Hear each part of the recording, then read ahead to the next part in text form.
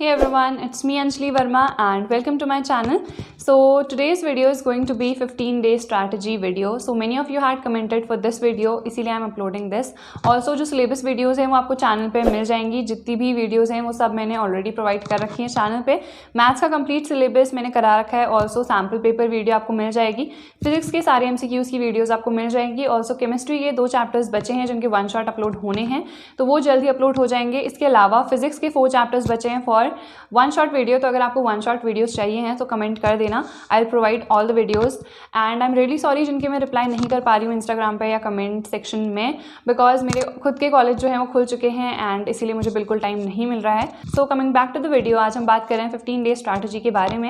And जैसे कि मैं हर वीडियो में आपको बताती हूँ कि मैं दोनों टाइप के स्टूडेंट के लिए ही बताती हूँ कि आपको आगे क्या करना है.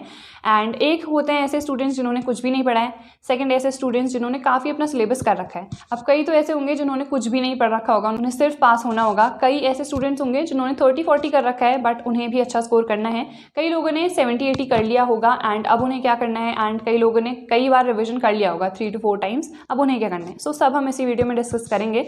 तो सबसे पहले तो if you haven't studied anything या सिर्फ और सिर्फ 30 या 40% सिलेबस आपका हो रखा है, तो सबसे पहले जाओ 1 शॉट वीडियोस वॉच करो.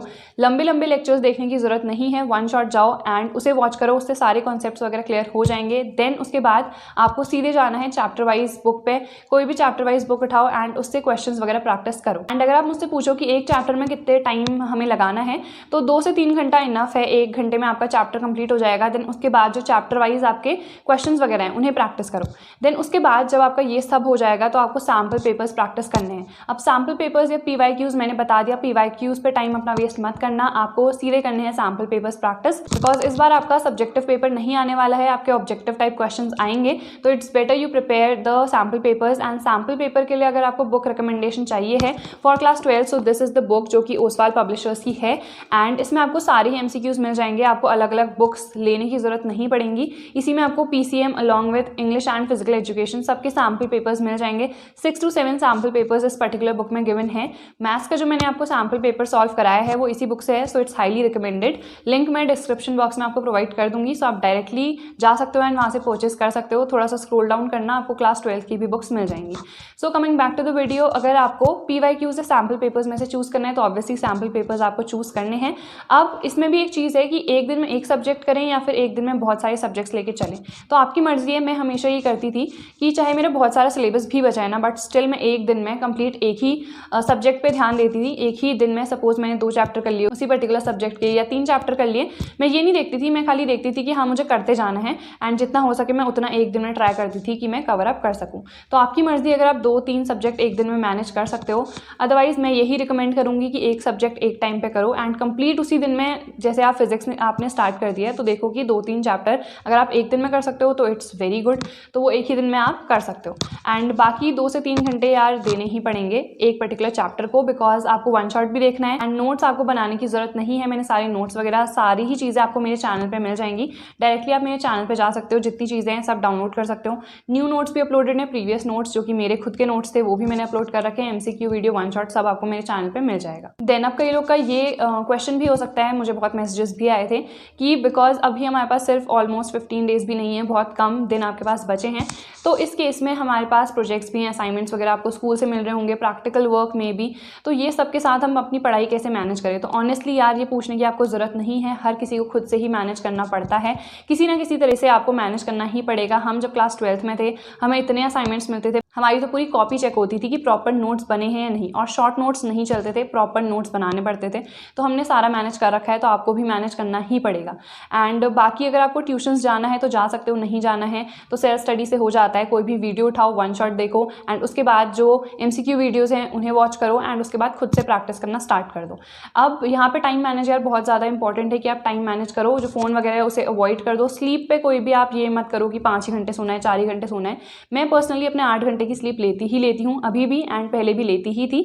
तो मैं कभी भी अपने स्लीप से कॉम्प्रोमाइज़ नहीं करती हूँ। बाकी फ़ोन वगैरह चलाना कम कर दो, गेम्स वगैरह अगर खेल रहे हो, सोशल मीडिया, ये सब अभी तक अनइंस्टॉल हो जाने चाहिए अगर आपने कुछ नहीं पढ़ा है तो। एंड बाकी जिन लोगों ने काफ़ी अपना सिलेबस कर रखा है, तो अभी मोस्ट इंपॉर्टेंट ना क्वेश्चन प्रैक्टिसिंग ही है। एंड कोई भी पुरानी चीज़ जो आपने ऑलरेडी कर रखी है ना, उसी को रिवाइज करो। ये नहीं है कि कोई नई चीज़ आपने उठा दी है एंड उस नई चीज़ को आप देन प्रैक्टिस कर रहे हो, बिकॉज फिर बहुत ज़्यादा ना कन्फ्यूजन हो जाता है कि अभी एग्जाम है यार, ये भी पढ़ना है मुझे, ये भी पढ़ना है। जो ऑलरेडी आपने पढ़ रखा है, ये मैं उन स्टूडेंट्स के लिए बता रही हूँ जिन्होंने ऑलरेडी अपना इनफ सिलेबस कर रखा है। तो कोई नई चीज़ मत उठाओ। सपोज मान लो कि एक चैप्टर आपका बचा है, तो उसे करो, वन शॉट देखो, देन MCQs वगैरह प्रैक्टिस करो। बट ऐसा नहीं है कि प्रीवियस आपने कुछ पढ़ रखा था, उसी में आपको नई नई चीज़ें मिल रही हैं तो आप नई चीज़ें स्टार्ट कर रहे हो। ऐसा नहीं करना है। रिविजन अभी मोस्ट इंपॉर्टेंट है। देन कई ऐसे स्टूडेंट्स होते हैं जिन्होंने अपना इनफ सिलेबस कर लिया होता है, मान लो 90% उनका हो ही गया है, या फिर उनका कई बार रिविजन भी हो चुका है 7-8 बार, तो फिर भी उनके मन में यार सेल्फ डाउट होता है कि यार मैं कर पाऊंगी या नहीं। ऑनेस्टली मेरे अंदर भी था। जब हमारे बोर्ड्स होने वाले थे, तो जो हमारी मैथ्स की NCERT थी, उसे मैंने कम से कम 7 से 8 बार तो प्रैक्टिस किया ही होगा, बट स्टिल यार मेरे अंदर था कि मैं कर पाऊंगी या नहीं कर पाऊंगी। तो ये जो सेल्फ डाउट है ना, इसे रिमूव कर दो। बिल्कुल सेल्फ डाउट तो आपको लाना ही नहीं है। फ्रेंड से जितना डिस्कशन कम कर सको ना, उतना कम डिस्कशन करो, क्योंकि अभी आपको खुद पे ही फोकस करना है। बाकी को छोड़ दो, किसने कितना कर रखा है, किसने पढ़ रखा है, कौन टॉपर है, क्या कुछ फर्क नहीं पड़ता है। अभी मेन आपको खुद पे फोकस करना है। कोई सेल्फ डाउट आपको नहीं लाना है। And stop wasting your time. And also tension बिल्कुल भी मत लो कि हो पाएगा या नहीं। बिल्कुल टेंशन आपको नहीं लेनी है, बट ये है कि आपको पढ़ना है अपना। ये नहीं है कि टेंशन भी नहीं ले रहे हैं और पढ़ भी नहीं रहे हैं, तो आपको ऐसा नहीं करना है। टेंशन भले ही कम लो, बट पढ़ाई बहुत अच्छे से करो। एंड टेंशन लेने की बिल्कुल ज़रूरत नहीं है, बिकॉज पेपर जो है वो ईजी आएगा। थोड़े बहुत अगर हाई लेवल के क्वेश्चन भी आ गए, सो दैट्स फाइन। अगर 1-2 आप छोड़ भी दो, तभी भी आप बहुत अच्छा स्कोर कर सकते हो। बिकॉज प्रिपरेशन आपकी ना हमेशा ये सोच के करो कि मुझे फुल लाना है, बट ये मत सोचो कि फुल मेरे आ ही जाएंगे। जब मैं अपनी प्रिपरेशन कर रही थी, तो मैं सोच रही थी यार काश मेरे 100 आ जाएं, बट आज तक मेरे कभी नहीं आए थे। मतलब क्लास 12th में ही पहली बार हुआ था कि मेरे तीनों सब्जेक्ट्स में 100 आए। उससे पहले मेरे मैथ्स में आए थे क्लास 11th में 100, उससे पहले तो कभी भी मेरे फुल मार्क्स आए ही नहीं कभी। तो मेरे मन में ये नहीं था कि यार आएंगे ही आएंगे, बट मैंने अपनी जो प्रिपरेशन थी ना, वो इसके अकॉर्डिंग करी थी कि मुझे लाने हैं 100। बट कभी भी ये मत सोचो कि यार 100 ही आ जाएं, क्योंकि अगर जैसे मैंने अगर एक्सपेक्ट किया होता कि हिंदी में यार मेरे इतने ज़्यादा मार्क्स आएँ, तो अभी मुझे बहुत बुरा लग रहा होता, बिकॉज मेरे मार्क्स बहुत कम आए थे हिंदी में, जिसकी वजह से मेरी ओवरऑल परसेंटेज और मेरी जो पोजीशन थी वो 5th आ गई थी पूरे उत्तराखंड में। तो आपको ना कभी भी ये नहीं सोचना है कि अगर मैंने अपना टारगेट सेट कर रखा है तो वो अचीव हो ही जाएगा, बट अपनी जो प्रिपरेशन है ना, वो उसी के अकॉर्डिंग करो। So that's all for today's video. I hope ये वीडियो ने आपको थोड़ा बहुत हेल्प किया होगा। कोई भी डाउट होगा तो कमेंट कर देना, आई ट्राई कि मैं रिप्लाई कर सकूँ। So I will see you guys in the next video. Till then take care.